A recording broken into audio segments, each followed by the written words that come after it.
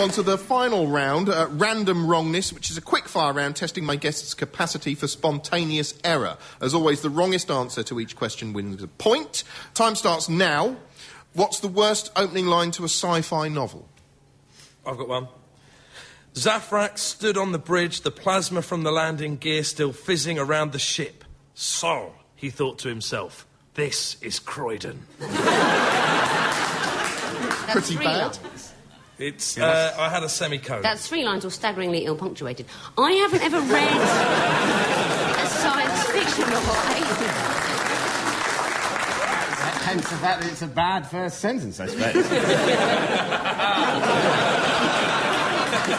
Thank you so much. To me, you know, they've lost me once the bad line is on the cover, genre sci-fi. I've never looked beyond that. I don't even know... Smeg, said Rimmer. That is my guess. And how... 1984? Well, no, that was sci-fi. I haven't read it anyway, but it's sci-fi? That's not really sci-fi. There aren't any space aliens in it. There aren't any I have aliens. read it. No space aliens. Any minute now, the aliens are going to land. No. It's just moaning about the Earth. And, you know, it turned out it wasn't that bad at all. It was right. I was living in 1984. It's fine. Had an irritating afternoon in a cinema, I remember.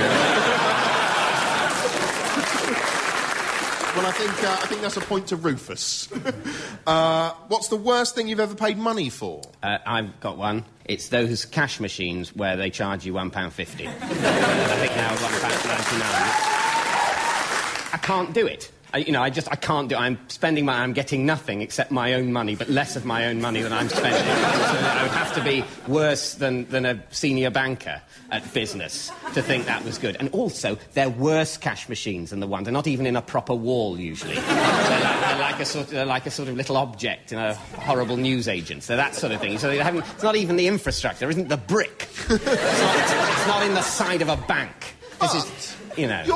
You're paying for the convenience of having money magically placed into your hand by a robot.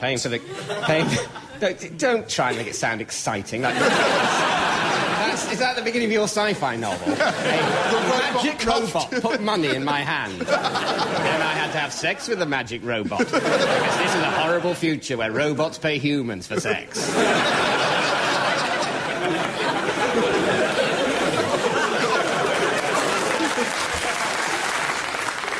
I would say I'm going to give a point to David because paying money for your own money is pretty poor. What's the worst thing you could say to someone on meeting them at a party? I want a baby. That does depend on the party, really. No, really, I've tried it in a lot of different parties. It's never... I'm going to give you a point. Oh, thank you.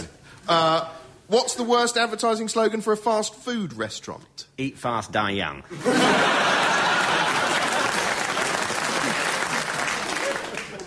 Not bad. I was just...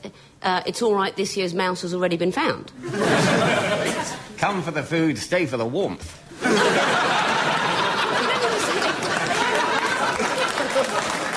I think sometimes the names are bad when you get those knockoff KFC places. I remember seeing one that was called Memorable Fried Chicken. Really? Didn't instill confidence. My God, you couldn't believe that, though. I'm going to give a point to David for come for the food, stay for the warmth.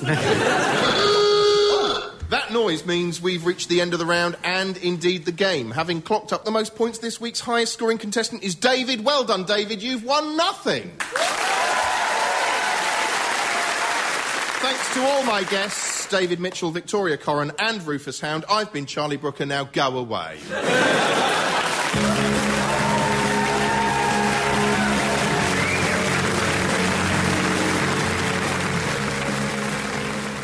So Wrong It's Right was produced by Aled Evans and it was a Zeppotron production for BBC Radio 4.